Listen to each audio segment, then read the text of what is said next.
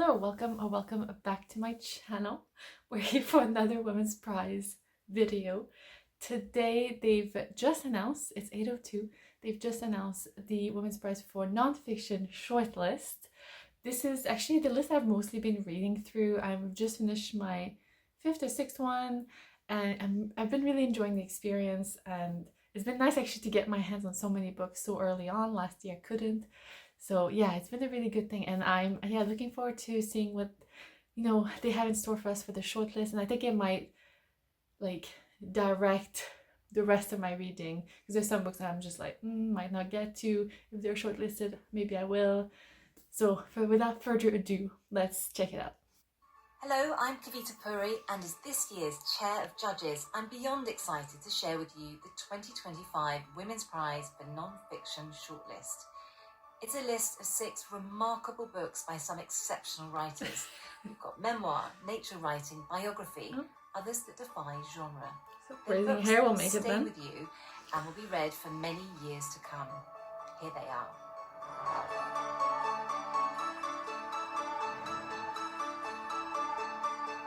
What the Wild Sea Can Be, the feature I'm of so the World's surprised. Ocean Okay. by Helen Scales, is Okay. a heartfelt I'll get to it. exploration of the deep sea, from coral to whales to emperor penguins to kelp.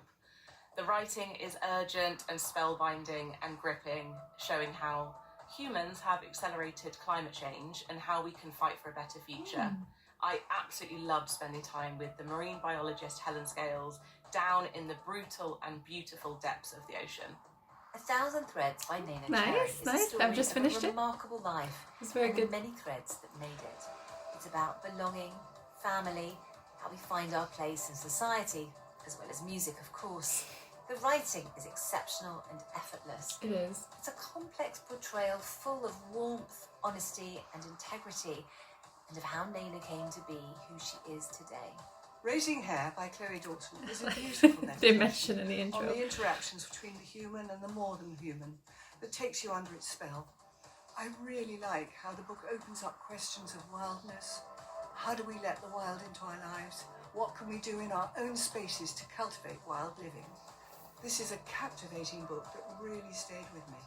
The Story of a Heart by Rachel Clark is the tale of a boy, a girl, and the heart they share. They had I to. like They how had the to. book combines the author's expertise with the emotional resonance of the subject to bring together an extraordinary story. It moves effortlessly between disciplines and is meticulously researched and superbly written. I will find it impossible to forget.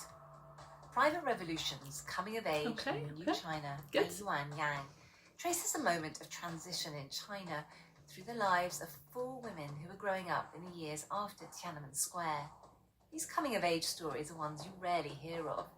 Individuals who want different lives from their parents who are battling the system.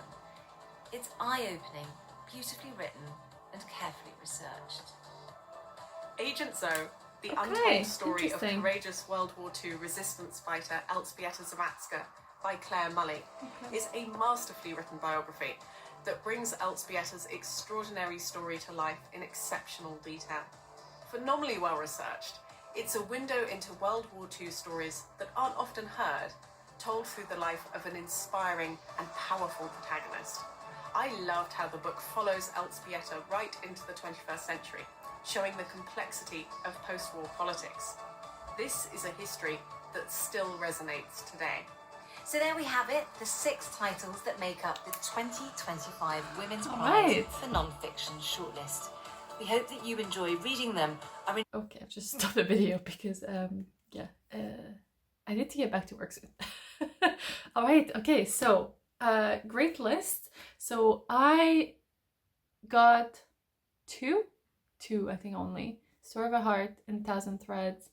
I'm actually happy to not see Eagle in the Heart, not see Autocracy Inc., not see Wild Thing, or even The Whitefish Don't Exist. And also the Peep Show, actually, I was like, I don't actually feel like going back to that, so I'm happy it's not. Actually shocked that Uthlin and Sister-in-Law haven't made the list. I feel like they were the 2 that people have been talking about a lot. So yeah, a little bit shocked by that. But what can you do? What can you do? I will still get to those two though. I had started Utlin. I will finish that, and I'm still waiting for my hold from the library and sister-in-law by Harriet Wistridge.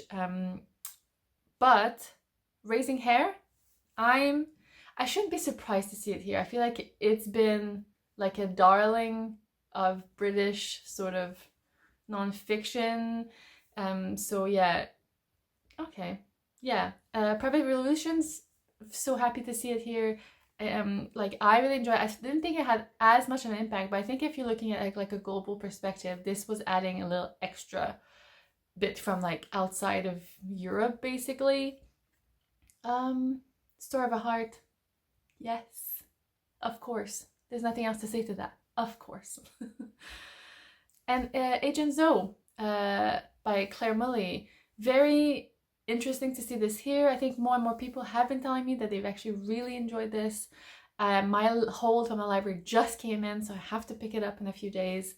And yeah, so I'll be definitely getting to that. So yeah, out of the 6, I've read 4 already. That's great since I have actually only read 5 so far. We'll take some time for What the Wild Sea Can Be, which I'm a little bit surprised to see her, but also I'm sort of excited to see it. I mean, climate, stuff I think is important. I'm surprised that both that and Raising Hair have made it, but yeah.